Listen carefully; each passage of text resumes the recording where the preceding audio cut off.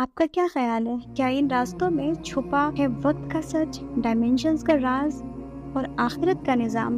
Science کے مطابق ایسے ٹریول کا صرف ایک سلوشن ہو سکتا ہے، وارم ہولز۔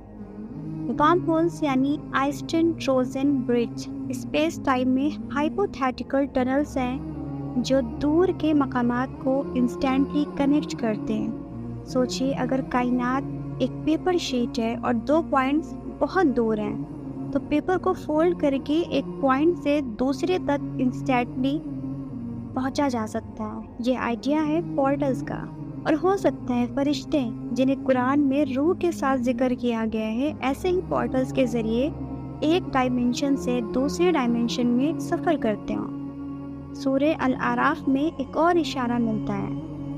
اللہ تعالیٰ فرماتے ہیں آسمان میں راستے ہیں، یہ پاتھ ویز، یہ راستے صرف فزیکل اسپیس نہیں بلکہ ہڈن ڈائمینشنز کا بھی حصہ ہو سکتی ہے۔ ماڈرن فزکس خاص کر اسٹرنگ تھیوری اور ایم تھیوری یہ سجیسٹ کرتی ہے کہ ہماری دنیا صرف 3 ڈائمینشنز تک محدود نہیں ہے بلکہ 10 یا 11 ڈائمینشنز تک ایکسپینڈ کرتی ہے۔ ایک 2D دنیا میں رہنے والا اگر 3D آبجیکٹ دیکھیں تو اسے وہ سمجھ نہیں پاتا، صرف ایک پارشل ویو ملتا ہے۔ ویسے ہی ہم بھی ایک لمیٹڈ ڈائمینشنز میں رہ رہے ہیں جبکہ فرشتے ہائر ڈائمینشنز میں آپریٹ کرتے ہیں جہاں وقت ایک اسٹریٹ لائن نہیں ہوتا، ڈسٹینس انسٹنٹلی طے ہو سکتی ہے۔ پورٹل وقت اور اسپیس کو فولڈ کر سکتے ہیں۔ یعنی قرآن جب کہتا ہے کہ فرشتے ایک دن میں 50,000 سال کا سفر کر لیتے ہیں تو ہو سکتا ہے وہ ایک ہائر ڈائمینشن شارٹ کٹ لے رہے ہوں، اور یہ سب اس سسٹم کا حصہ ہیں جو اللہ نے طے کیے ہیں جہاں ہر چیز اپنے وقت پر آسمان سے زمین تک اترتی ہے اور واپس چڑھتی ہے۔ تو کیا یہ پاسبل ہے کہ قرآن میں جن پاتھ ویز یا جن راستوں کا ذکر ہے وہ اصل میں پورٹلز؟ کیا فرشتے لائٹ سے تیز سفر کرتے ہیں؟ آپ کا کیا خیال ہے؟ یہ کمنٹس میں ضرور بتائیے، اور اگر آپ چاہتے ہیں کہ ہم وارم ہول اور اینجلز کے اس کنیکشن پر اور گہرائی سے بات کریں تو ویڈیو کو لائک کریں اور چینل کو سبسکرائب کرنا نہ بھولیں۔ آپ نے کبھی سوچا ہے کہ وہ جن جو آسمانوں تک چڑھ جاتے ہیں اصل میں کس طرح سفر کرتے ہیں؟ اور وہ شب جب نبی کریم صلی اللہ علیہ وسلم نے صرف چند لمحوں میں سارے آسمان کا سفر کیا، کیا اس کے پیچھے کوئی ایسی سائنس ہے جو ہم سمجھ نہیں پائے؟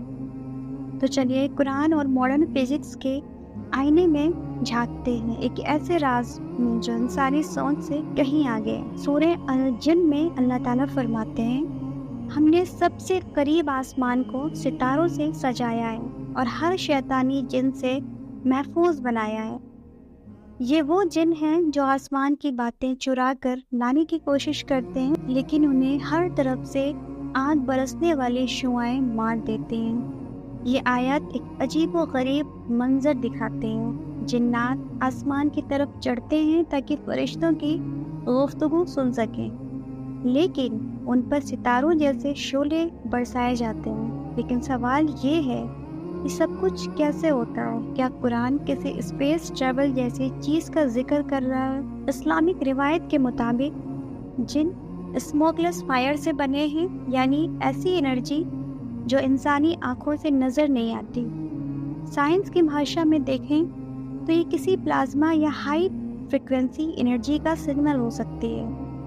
اگر جن انرجی بیسڈ بینگز ہیں تو وہ میٹر، گریوٹی اور ٹائم کے لاز سے آزاد ہو سکتے ہیں، مطلب جن اسپیس ٹائم کو بینڈ یا مینوپولیٹ کرنے کی صلاحیت رکھتے ہوں گے، بلکہ اسی طرح جیسے وارم ہول کے ذریعے ایک کونے سے دوسرے کونے تک انسٹنٹ ٹریول کی بات کرتے ہیں۔ تو کیا جن وارم ہول کا استعمال کرتے ہیں یا پھر وہ کسی ایسے ہائر ڈائمینشنز میں رہتے ہیں جہاں سے وہ ہمارے یونیورس کو کراس کر لیتے ہیں؟ سائنس کے مطابق ڈارک انرجی پورا یونیورس کنٹرول کرتی ہے لیکن ہمیں دکھائی نہیں دیتی۔ کیا یہ ممکن ہے کہ جن ڈارک انرجی کے ایک حصے سے تعلق رکھتے ہوں؟ ان کا آسمان تک جانا، باتیں چرا لانا اور ایک برننگ فلیم سے پیچھا کروایا جانا، یہ سب کچھ ایک انویزیبل کاسمک اسٹرکچر کا حصہ ہو سکتا ہے، ایک ایسا راز جو شاید سائنس ابھی سمجھنے کی کوشش ہی کر رہی ہے۔ حضرت عیسیٰ علیہ السلام کو اللہ نے زندہ آسمان پر اٹھا لیا۔ قرآن کے مطابق ان کا نہ تو قتل ہوا نہ ہی ان کو پھانسی دی گئی۔ اگر ہم اسے ماڈرن فزکس کے حوالے سے دیکھیں تو ہو سکتا ہے کہ یہ ایک ڈائمینشنل شفٹ ہو، یعنی انہیں کسی اور ڈائمینشن میں ٹرانسفر کیا گیا ہو جو ہمیں دکھائی نہیں دیتی۔ اسٹرنگ تھیوری اور ملٹی ورس جیسی تھیوریز بتاتی ہیں کہ کئی ایسے ریئلم ہیں یا ہو سکتے ہیں جو ہمارے یونیورس کے پیرالل ہیں۔ تو کیا حضرت عیسیٰ علیہ السلام ایک ورم ہول کے ذریعے ایک ایسے ریئلم میں گئے جہاں وقت اور جگہ کا کانسیپٹ الگ ہے؟ سب سے حیرت انگیز واقعہ جس کا ذکر قرآن میں بھی ہے، اسراء اور معراج۔ اللہ تعالیٰ سورہ الاسراء میں فرماتے ہیں، پاک ہے وہ ذات جو اپنے بندے کو رات کے وقت مسجد حرام سے مسجد اقصی لے گیا تاکہ اپنی نشانیاں دکھائے۔ ایک ہی رات میں نبی کریم صلی اللہ علیہ وسلم نے مکہ سے یروشلم کے سارے آسمان کا سفر کیا۔ جبریل علیہ السلام اور براق ان کے ہمراہ تھے، ایک روشنی سے بنی سواری جو بجلی کی رفتار سے تیز تھی۔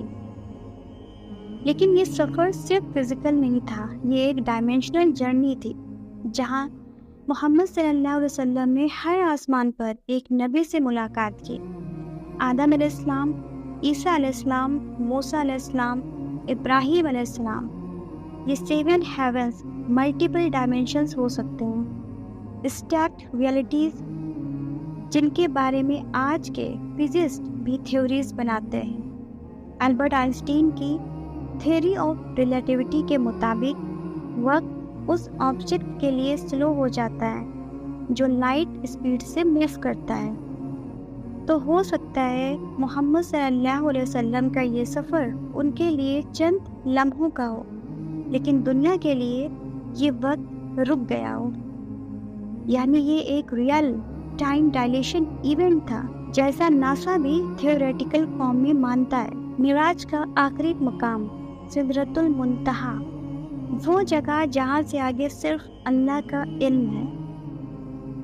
فزکس کہتی ہے کہ ہر بلیک ہول کا ایک ایونٹ ہاریزن ہوتا ہے جہاں سے آگے کچھ بھی لوٹ کر نہیں آتا۔ یہ بھی ممکن ہے کہ سدرۃ المنتہا اسی طرح کا ایک ڈیوائن باؤنڈری ہو جہاں سے آگے سائنس کی کوئی سوچ نہیں جا سکتی۔ یہ صرف ایک جھلک تھی ان حیرت انگیز سفروں کی۔ اسراء اور معراج ایک ایسا راز ہے جسے سمجھنے کے لیے ہمیں اور گہرائیوں میں اترنا ہوگا۔ آپ کو یہ ایپیسوڈ پسند آیا ہو تو ویڈیو کو لائک کیجیے، شیئر کیجیے اور سبسکرائب ضرور کیجیے۔ ملتے ہیں نیکسٹ ایپیسوڈ میں۔ اللہ حافظ۔